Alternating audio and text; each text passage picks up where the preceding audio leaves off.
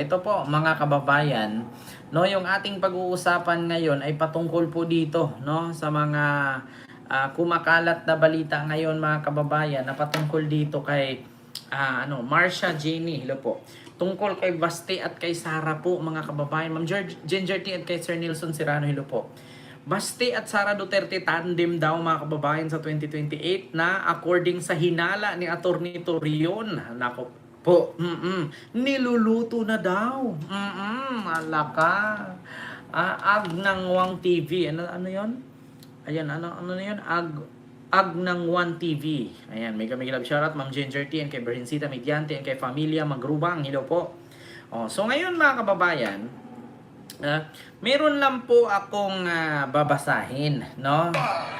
Ito po mga kababayan ay babasahin ko po patungkol po ito sa post, no, ng may ads po tayo mga kababayan. Meron po kasing post si Atty. Torion, no? Ay hindi, post ng Politico or Abante Politico, ayan, magkakaisa lang po yan eh. Dito po sa Dwar 1494 Abante Radio, mga kababayan, no, tabloid, na kung saan meron kasing sinabi itong si Atty. Torion. Nako po mga kababayan, Diyos ko, ginawa na mga kababayan, ginawa ng negosyo ng mga Duterte talaga mga kababayan ang Pilipinas talaga. Ginawa na talaga ng negosyo ang politika. Na yung mga trabaho. Tapos wala yung mga negosyo. Tapos Diyos ko, kumukuha ng malaking confidential fund para dyan sila kumita ba? Nako, ginuukuloy kita mga Pilipino gabayad-bayad, tagtak sige, tapos sila mga bilyonaryo, mga bubo mo ni mga DDS good. Oy, Sergio Rizal Puno, hello po dyan. So ito po mga kababayan, ang sabi ni Atty. Torion mula sa Abante Radio po ha mga kababayan. Chismis po ito. Inilutang ni Atty. Isarilito Torion ang kanyang fearless forecast na magtandem sina Vice President Sara Duterte at kapatid nitong si Acting Davao Mayor Sebastian Duterte sa 2028 presidential election. Nako po. My fearless forecast for 2028 election, President Sara Zimmerman Duterte and Vice President Sebastian Zimmerman Duterte, suportahan na natin to. Para sa bayan ito, ani ni Torion sa kanyang post sa Facebook nitong linggo. Isinulong din ni Torion ang pagpapatupad ng Section 31 ng Republic Act 9369 na magpahintulot sa Commission on Election or COMELEC na gumamit ng automated election system kung saan ibalik ang mano-mano ang bilang na sa butuhan ngunit electronic pa rin ang transmission ng resulta. Ito aniya ay mahalaga upang matiyak na mababasa at makukumpirma ang aktwal na boto na magkaroon ng record sa bawat presinto. Nako po mga kababayan na manumanong boto daw.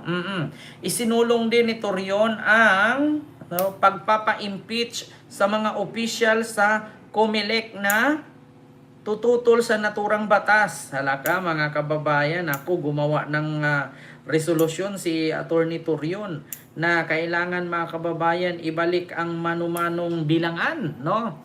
At mga kababayan, no, meron pa siyang isinulong na kailangan i-impeach ang mga panauhin sa COMELEC kapag hindi sumunod sa kanyang panukalang batas, mga kababayan. Alaka, mai-impeach na pala ang taga-COMELEC ngayon. Nako po, Diyos ko, kailan, nako, George Garcia, sumunod ka. Pag hindi ka sumunod kay Atty. Torion, nako, ipa-stop yung COMELEC, magulat ka dyan. Wow, alam niya gawain nila. Di ba? Mamulait. Ito pa, mga kababayan, isinulong din ni Torion ang pagpapa-impeach sa mga opisyal ng COMELEC na tututol sa naturang batas, lalo na't may mga questionable umanong ginawa ang COMELEC noong 2025 midterm election. May posibilidad kasi na maski gaano kalakas ang Duterte tandem, baka mamagic lang at hindi mabilang ang mga boto dahil wala tayong datos kada presinto. Nako po. Nako mga kababayan, kahit daw alam naman daw natin na malakas daw ang Duterte tandem po. Tangina na naman, advance na naman kayo mag-isip. Duterte lang malakas, malakas sa dahig. 'Di ba? Nako, alam naman daw kasi natin mga kababayan na malakas, no? Maskin gaano kalakas ang Duterte tandem ay Baka mamagic lang. Hala ka, mga kababayan, pinangunahan na nila. Bakit? Kapag ka hindi manalo itong dalawang magkapatid, ay baka sabihin nila dinaya ng Comelec. Ala, Diyos mio Maricar. Diyos mio Maricar Reyes, kinimpar ni Hayden. Nako mga kababayan, eto na ang lakas ng ilusyon nitong mga DDS, no mga kababayan. Biruin mo, wala pang eleksyon, ang nasa isip nila ay mamagikin daw si Basti at si Sara. Eh paano kung ayaw nga ng tao talagang bumuto sa kanila? Oy, Queen Catherine, maraming salamat po no sa yung super sticker, ma'am. Thank you so much po. Maraming salamat, ma'am. Nako, grabe ito, no? True, nag-mind conditioning na sila. Di ba, Mamulite? Oo, para sabihin nila at lagi nilang ipinapakalat na malakas. No, sobrang lakas, kaya nga nakulong eh. Malakas, sobrang lakas, kaya nga nai-impeach. 'Di ba? Tapos mga kababayan, ang mangyari diyan kung halimbawa man nag-eleksyon tapos hindi nanalo itong si Basti at si Sara, ang mangyari diyan mga kababayan, lagi nilang itatak sa isipan ng mga bubutante nilang DDS na dinaya. Tapos para ang mangyari diyan mga kababayan, kalampagin nila ang Comelec. 'Di ba? Ma'am Biyabeng, hello po. Kumusta po kayo, ma'am? 'Di ba? May ganyan mga kababayan eh. I-mind conditioning nila ang tao na kapag hindi nanalo si Sara at si Baste sa eleksyong 2028 tandem na yan, ang mangyari dyan mga kababayan, di ba? Basta Duterte malakas, sila magmanyak. Ma'am Josephine, Joseph Agbayani pala, sir. Hello po. Good evening, sir. Kid watching from Macau. Hello po. 'Di ba? Sinabi mo pa Ken, 'di ba? 'Di ba, Sir Jericel? Oo. Kaya nga sa totoo lang mga kababayan, ito yung madalas, ito pa. May posibilidad kasi na maski gaano kalakas ang Duterte tandem, baka mamagic lang at hindi mabilang ang mga boto dahil wala tayong datos kada presinto. Sabi ni Torion, maski malakas sila sa Kongreso, malay mo magkaroon ng milagro at mapa-impeach natin ang Comelec na opisyal na ito. Hindi na siguro siya magsisi kasi may balita na paldo-paldo na raw ito. Sabi pa ni Torion na nagtulak din sa Senate Blue Ribbon Committee na imbestigahan ang naturang issue. Naku mga kababayan, sino kaya itong Comelec official na paldong-paldo? Nako, ano ba to? Nahatira ng maleta? Hala, sino ito mga kababayan yung sinabi nilang paldo-paldo daw sa Comelec at pinapa-imbestigahan daw ito ni Torion, mga kababayan sa Senate Blue Ribbon. Nako, sino yan? Mga kababayan, yung paldo-paldong na nabigyan ba ng maleta yan? Tatanong lang. Naku, hala, sino kaya yan? Kaya nga, di ba, Sir Jericel Puno, sino kaya itong inakusahan ni Torion na paldo-paldo daw? Na Comelec official na tumatanggap daw ata ng, di ko sure ha, baka maleta. Hala, sino kaya ito mga kababayan? Naku, maskin malakas sila sa Kongreso. Malay mo magkaroon ng milagro at mapa-impeach natin ang Comelec na official na ito. Hindi na siguro siya magsisisi kasi may balita na paldong-paldo na raw ito. Sabi pa ni Torion na nagtulak din sa Senate Blue Ribbon Committee na imbestigahan ang naturang issue. Kamakailan lamang ay sinabi ni BP Duterte na mayroon siyang napiling running mate sa 2028 election pero hindi niya muna ihayag ang pangalan upang hindi mababanatan. Nako, sino kaya ito mga kababayan? Kung si Basti, ano naman ang ibanat ng tao kay Basti, mga kababayan? Sino naman kung si Basti ito? Palitan ang mga tao sa Comelec. 'Di ba? Ngayon mga kababayan, 'di ba ang sabi daw ni Sara, meron na daw siyang nakausap, nililigawan bilang Vice President. Ngayon ayaw lang daw niyang pangalanan para hindi daw mabanatan ang pangalan nitong tao. Kung halimbawa si Basti, ano naman ang ibanat natin kay Basti? Maliban na lang kung may maikabana talaga. Kasi ngayon mga kababayan, kung hindi po kayo sa mga hindi po nakakaalam, no? Talagang mababanatan po si Basti. Bakit? Lagi nilang sinisigaw na malinis ang Davao. Lagi nilang sinisigaw na magaling mamuno ang mga Duterte. Tapos ending mga kababayan, yung droga sa Davao, grabe. Yung smuggling, yung droga, yung yung krimen, hindi nawawala mga kababayan. Hindi nawawala mga kababayan yung krimen.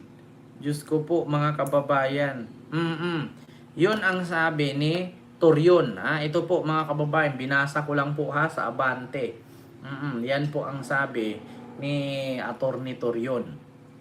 So, ngayon mga kababayan, bukod dyan, ito nga, kaya kung ipagtugma-tugma ninyo mga kababayan, ipagdikit-dikit ninyo, pakinggan nyo po ito Dinayo ng ilang politiko at personalidad ang pagdiriwang ng Araw ng Davao kahapon. Thankful daw si VP Sara dahil nagpahayag ang mga ito ng suporta sa kanya para sa 2028 presidential elections. Ayan na. Sino-sino nga ba sila? Nagbabalik si Joash Malimban para sa detalye. Tila nagulat daw si Vice President Sara Duterte sa pagdating ng ilang personalidad sa Araw ng Davao kahapon, kasabay ng pagdiriwang ng kaarawan ng kanyang ama na si former President Rodrigo Duterte. Spotted kasi sa Davao City ang ilang malalaki at kontrobersyal na pangalan sa politika tulad ni Batangas Congressman Leandro Leviste, Isabela Vice Mayor Harold Respicio at Cavite Congressman Kiko Barzaga. Tumalo rin si former COMELEC Commissioner Rowena Guanzon na una nang nagdeklara ng kanyang interes sa pagtakbo bilang senador sa darating na 2028 elections. Sa Facebook post ni Duterte Youth Chairman Ronald Cardema, spotted din sa iisang lamesa sina PDP Laban spokesperson Attorney Ferdinand Topacio at Attorney Vic Rodriguez. Bagaman wala pang opisyal na kampanya, nagpakita ang marami sa mga personalidad ng kanilang pagsuporta sa kandidatura ng bise sa pagkapangulo. Isang bagay na ipinagpasalamat naman daw ni VP Sara. Nagulat ako kanina na maraming mga bisita na hindi tiga Davao at nagsalita na sila at nagbigay na sila at nagpahayag na sila ng kanilang suporta para sa aking kandidatura sa 2028 at syempre suporta sa ating panawagan ng hustisya sa ginawang pagkidnap kay dating Pangulong Rodrigo Duterte. Nagsalita rin sa entablado ang kontrobersyal na Batangas Congressman pero tila nag-focus lamang ang talumpati nito sa turismo ng Davao City. Sinubukan namin hingan ng pahayag si Leviste kaugnay sa pakay niya sa pagsama sa Araw ng Davao at kung may kinalaman ba ito sa susunod na eleksyon. Pero tumanggi muna ito magbigay ng komento lalo na't malayo pa raw ang halalan. Para sa Agenda Weekend, Joash Malimban, Billionaire News Channel. Nako, mga kababayan, eto na nga. Maaga pa kasi, ayan na ang pinagagawa nitong mga to. Maagang namumuliti ka. Tapos ngayon, sasabihin ninyo sa krisis ng ating bansa ngayon, mas inuna ang impeachment. Diba? Hindi nyo naisip yan, mga kababayan? Hindi nyo ba naisip yan? Kapag impeachment ang usapan, kapag hindi pabor kay Sara o hindi pabor sa mga Duterte, ang layo-layo pa. Ang krisis natin nga, sabi ni Amy, wala kayong mga kaluluwa. Mas inuna nyo yung impeachment kaysa kapakanan ng taong bayan. Pero siya, puro chismis lang. Tapos, sasabihin nila, kawawa naman si Sara Duterte, pinagtulungan, fishing expedition yan. Tapos magugulat ka, Araw ng Davao, nandun lahat, namumuliti ka. Ang layo-layo pa ng eleksyon. Nagkaroon na kayo ng sorte. Ang layo-layo pa ng eleksyon. Nagkaroon na kayo ng meeting de avance. Di ba mga kababayan? Biruin nyo yan Biruin nyo yan, kapag ka-impeachment ang usapan, pera ng taong bayan, ang pinag-uusapan dyan kung saan nilustay ni Sara, ang sagot nitong mga DDS na politician at mga DDS na bobo tangatangang inutil, hampas lupa, mga pangit, manyakis, mga dugyot, patay guto, magnanakaw, sinungaling, fake news, pinulitika. Pero ngayon, nakita niyo yung Araw ng Davao City, putang ina, nag-meeting de avance na sila. So, sino ang namumulitika? Yung ginawa ba ni Guanzon doon, hindi ba pamumulitika yon? Yung ginawa ba ni Respicio doon? Yung ginawa ba ni Kiko Barzaga doon? Yung ginawa ba daw ni Libiste doon, hindi ba pamumulitika yon? Di ba? Kapag usaping taong bayan, usaping impeachment, usaping pera ng bayan, ang pag-uusapan at pag-imbestigahan si Sara, ang sabi nila, pinulitika. Tapos sa Araw ng Davao, nandun sila. Nangangampanya kaaga-aga, wala pa namang eleksyon, 'di ba? Ngayon sasabihin ninyo ngayon na ano? Ito, katulad nito, mga kababayan. Diba? Katulad nito, Let's cooperate and think about what we have to do to reclaim this country and give it back to the people. Yes. Diba? Ito pa nga lang eh. Nasa krisis tayo ngayon, paubusan ng langis, nagmamahal na ang presyo. Nagpapanik na ang mga bobong Pilipino ng mga DDS. Sabi nila wala na daw gas. Ang ina niyo walang gas, kakabagas ko pa nga lang 2 beses na. Oo. Ngayon mga kababayan, mas inuna nila ito. Tingnan nyo, nagkaroon ng conference si Basti sa PDP Laban doon sa may sa may Santa Mesa. Headquarters nila dyan sa Santa Mesa. O tingnan nyo, sino ang namumulitika ngayon? Di ba? Sino ang namumulitika? Ang layo-layo pa ng 2028. Pinag-uusapan ninyo na yung pagtakbo ni Sara, di ba? Yung tandem ni Basti at ni Sara. Tapos kailangan daw tanggalin itong mga opisyalis sa Comelec. Tapos sumigaw-sigaw si Guanzon doon. Nasatian pa ako ng nanay ko, politika na ako, politisya na ako. 'Di ba? Tapos sasabihin niyo na ngayon, namumulitika. Ayan Madayo Dabo! Ayun, sino ang namumulitika? Ayun parang buang lang itong isa. Mayong Buntag Dabo! Akala niyo rockstar. Gusto ko mas malakas. Mayong Buntag Dabo! Parang si Kulaong lang. pare! Magandang araw po sa inyong lahat. Ako po si Atty. Harold Respicio, Vice Mayor ng Reyna Mercedes Isabela. Parang si Kulaong lang. Ang Isabela po ay nasa norte.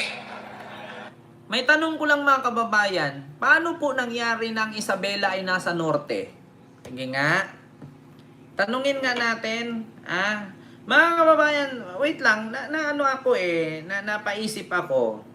Isabela is part of North. Mga kababayan, sige nga. Yes, Isabela is part of Northern Luzon in the Philippines. It's located northern part of Luzon with Region 2, Cagayan Valley. Isabela Province, Cagayan. Part ba ng norte, mga kababayan? Ang pagkakaalam ko, Kalinga Northwest Mountain Province ang Central West, Ifugao North, Vizcaya. Cagayan Valley, pero hindi siya part ng norte, di ba? North Luzon. Pero ang Isabela ay hindi siya part ng Ilocos Norte at Ilocos Sur. Tanong ko lang mga kababayan, part siya ng Northern Luzon.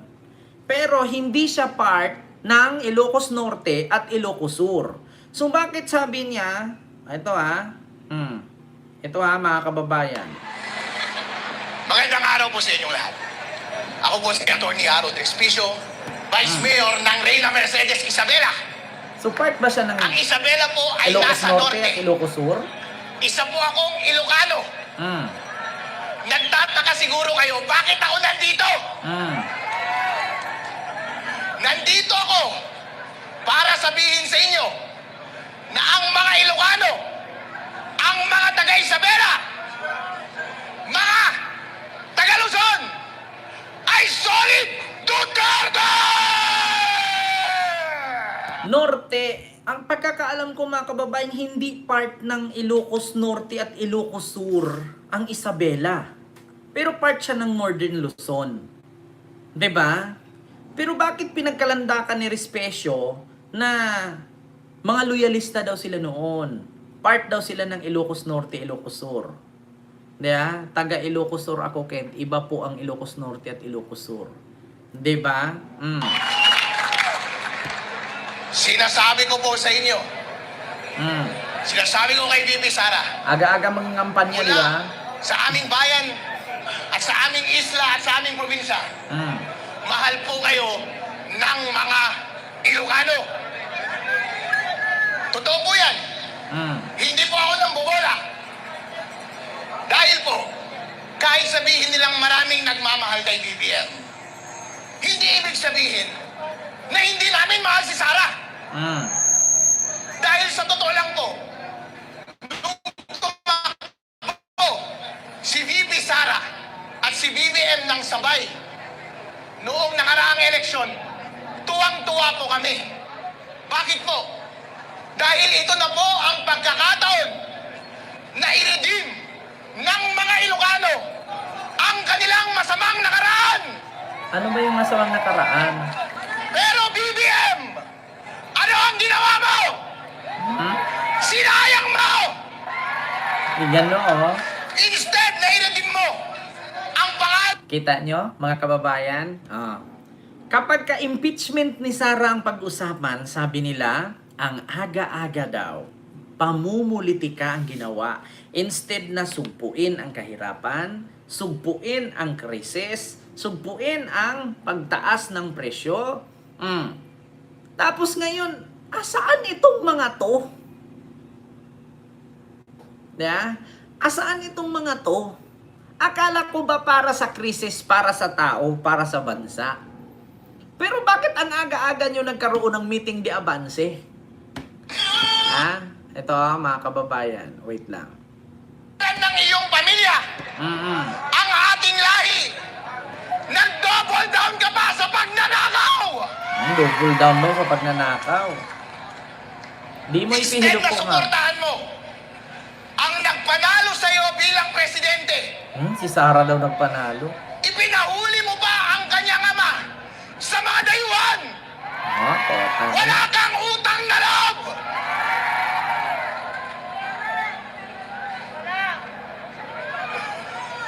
Mga kababayan, ito po ang tinatanong ko sa inyo. Gusto nyo ba ang umuwi si President Rodrigo Duterte dito sa Davao?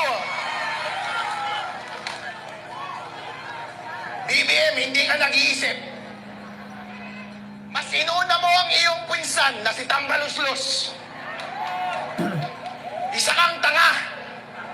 Gusto mo ba na kapag president na si Bibi Sara, ay ipakulong ka rin namin? At ang Ayan. iyong buong pamilya? Buong pamilya daw. Mga walang iya kayong mga senador Mga at senador. mga congressman, Mga congressman. gusto nyo bang makulong din kayo? Hala. Ipapakulong daw yung mga Ngayon po, ito senador. ang ginagawa nila. Gusto nilang i-impeach si VP Sara para hindi siya manalo bilang presidente ng Pilipinas. Papayag ba kayo doon? Ayun, gusto kong mas maging malakas ang inyong sagot. Gusto kong iparinig ninyo hanggang sa Malacanang. Papayag ba kayong hindi maging presidente si VP Sara Duterte ng Pilipinas? Para lang siyang si Kulaong. Wala bang salita to si Attorney Respecio or Vice Respecio, dahan-dahan na salita, hindi yung puro sigaw? Ha? Hindi ba yung hindi ba yung kita nyo sa buong Ilocandia, ito lang ang bukod tanging nag-iisa diyang pumunta. Hindi ba siya naiiyak? Kaya nga yung mga taga Davao hindi halos gumagalaw, hindi halos pumapalakpak eh. Bakit napansin niyo mga kababayan? Napakadaming Ilocano. Siya lang ang bukod tanging nag-iisang Ilocano nandun. Hindi niyo napansin? Mga kababayan, hindi niyo po ba napansin? Napakadaming Ilocano. Siya lang ang bukod tanging Ilocano doon nag-iisa. Tapos ang sinasabi niya, kami mga sulid Duterte. Kaya napag-anon yung mga DDS doon sa Davao. Sulid Duterte. Ikaw nga lang mag-isa Ilocano nandito eh. Asan yung kasama niya? Marami daw sila. Kaming mga Ilocano, ayaw na namin kay BBM. Mga sulid Duterte kami. Tapos siya lang, bukod tangi, nag-iisa doon na magsalita. Puro pasigaw, akala mo may kaaway. Diba? Diyos ko po naman. Parang si Rowena Guanzon lang. Parang si Basti lang. Ako, di ko gusto mag-istorya politika, pero ginagmay lang. Kaya ato ang focus karon araw ng Davao. 100 years na itong City Hall. Pasabot ana, 100 years gabarog lang gihapon ang mga Dabawenyo o kusgan lang gihapon.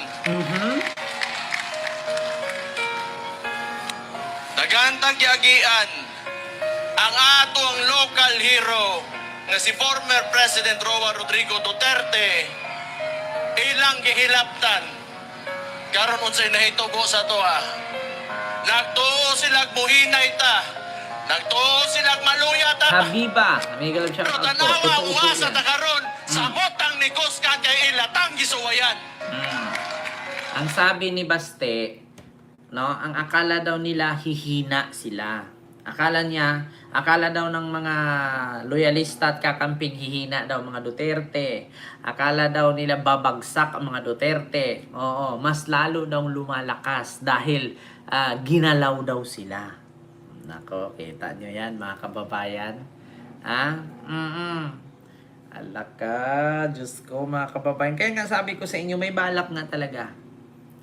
Magiging Sara Baste yan, mga kababayan. No? Sara Baste yan sa 2028 election. Cagayan, Isabela, Quento, diba? So hindi siya parte ng Ilocos Sur at Ilocos Norte. So bakit sasabihin ni Respicio na parte siya ng Ilocos Norte, Ilocos Sur, no? Or Ilocos Norte ni PBBM. Diba? Hay nako, basta Leni at BBM lang landslide. Actually mga kababayan, ito bibigyan ko kayo ng chismis. Huwag paniwalaan Ito yan. Ayoko sana itong sabihin. Pero alam ko mga kababayan, baka may mga nagsabi na nito tapos narinig ninyo. No, ganito kasi ang nakarating sa akin. Chismis to Chismis. No, actually mga kababayan, 30 minutes naman hindi ko masyadong habaan. Bago ako mag-end, iparating ko sa inyo ito. Meron akong nakalap na isang chismis, mga kababayan, na ayaw talaga ni Leni tumakbo. Ayaw ni Leni. Pero si Risa Hontiveros, willing na willing. Kahit saang posisyon. Kung sakali mang wala, willing din siyang tatakbong president. Kung halimbawa, ayaw ni Leni, ayaw ni Trillanes, siya, voluntaryo. Ayaw ni Bam, ayaw ni Kiko, voluntaryo si Risa. Pero may nakarating sa akin na nakakuha ako ng pag-asa na talagang tatakbo si Leni. Ganito po ang nakarating sa akin. Kung sakali man daw na ma-impeach si Sara. Halimbawa, na-impeach, natanggal, na-convict, tatakbo daw si Leni. Kung ma-impeach. Yan ang nakarating sa akin mga kababayan. Hindi po yan wag niyo pong paniwalaan, chismis po yan. Yun ang nakarating sa akin. Kung sakali daw na ma-impeach si Sara o matanggal, mapipilitan daw tumakbo si Leni. Kung ma-impeach si Sara. Pero ito para sa akin, Mayor Leni or BP Leni, ngayon ka kailangan ng tao. Ang laki ng pagsisisi namin kung bakit hindi ka nanalo noon. No? Hindi ko naman sinabi na hindi pwede si PBBM. Nabudol kasi kami ni Sara. Yan ang totoo. Hindi ko naman sinabing nagsisi kami kahit si BBM ang nanalo. Hindi po. Kasi ganito po ang nangyari. Kung sakali man na dapat kayo dalawa ni PBBM ang tandem noon Diba? Dapat kayo dalawa ang tandem noon Ngayon kailangan ka ng tao, BP Leni. Kailangan ka ng tao. Sa totoo lang. Kung noon lumaban ka, kahit sinabihan ka ng kapwa mo kandidato, Leni, resign. Hindi ko makakalimutan yan. Mga kababayan, sinabihan siya ni Yorme, Leni, resign. Kung mahal mo ang tao, Leni, withdraw. Withdraw. Pero pinaglaban mo pa rin, hindi ka nag-withdraw. Bakit ngayon, BP Leni, ayaw mo? Diba? Kailangan ka ng tao. Pwede mo namang paunlarin ang naga. Kahit presidente ka na Hawak mo na ang lahat. hawak mo ang beat. Yeah? Hawak mo ang beat. Di ba? Oh, joke lang yun para tumawa naman kayo. Pero sa totoo lang mga kababayan, noon, ilang beses na binatikos ka. Ilang beses na binangga ka at ang sabi, Lenny withdraw, Lenny withdraw. Pero hindi ka nagpapatinag. Bakit ngayon, Bepi Lenny, ayaw mo, kailangan ka ng tao? Yun lang naman eh. Kahit sabihin mo, gusto mo pang tapusin ang termino mo bilang mayor. Kasi first term mo pa yan. Bepi Lenny, kaya mo namang paunlarin ang naga eh. Kahit hindi ka mayor, presidente ka naman na eh. Diba?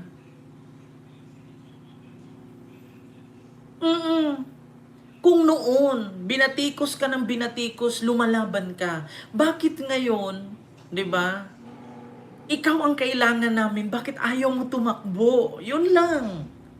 Diba? Yun lang ang hiling namin. Noon, grabing batiko sa'yo. Maskin ako, isa ako sa bumatiko sa'yo. Pero hindi ka nagpapatinag, lumalaban ka. Hindi ko makakalimutan yung 16 million plus na bumoto sa'yo. Kahit alam mong malaking higante ang kalaban mo, 2. At nabudol pa nga kami ni Sara. Pero bakit ngayon? Ayaw mo.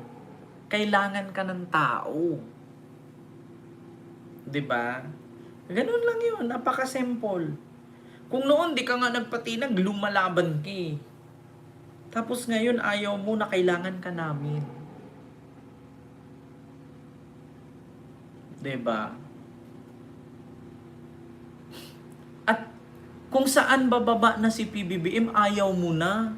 Kung noon nakikipaglaban ka sa kanya, hindi ka nagpatinag sa batikos niya ng mga DDS, ng mga Iskonians, diba? Bepi Lenny, saluin mo na. Transparency ang kailangan ng tao. Hindi ang tapang at malasakit na puro lang namang kwento. Diba? Ganun yun mga kababayan. Kailangan namin transparency, walang kwenta ang tapang at malasakit. Aanhin mo yung matapang, maraming namamatay ng walang due process. Asaan yung sinasabi niyong malasakit na ang malasakit ay para lang din naman sa kalyado nilang nakakulong. Diba? Yung laging sinasabi ni Sara, tapang at malasakit. Yung tapang na pumatay ka na walang due process at yung malasakit na para lang sa kalyadong may kaso, palalayain. Yan ang ibig sabihin ng tapang at malasakit. Diba? Yung tapang, papatayin mo isa-isa, walang due process. Tapos yung malasakit sa mga kapwa politician na nakasuhan at nakakulong, palayain. Ganun ba yon yung tapang at malasakit? Alam ko yung style na tapang at malasakit na yun eh. Tapang na maghigante sa mga kaaway na politician at malasakit, malasakit sa pamilya na pinag-initan. Ganun lang naman yan eh. Tatakbo lang naman yan si Sara for maghigantin at for the service of the Filipino people eh. Diba? So yun lang mga kababayan.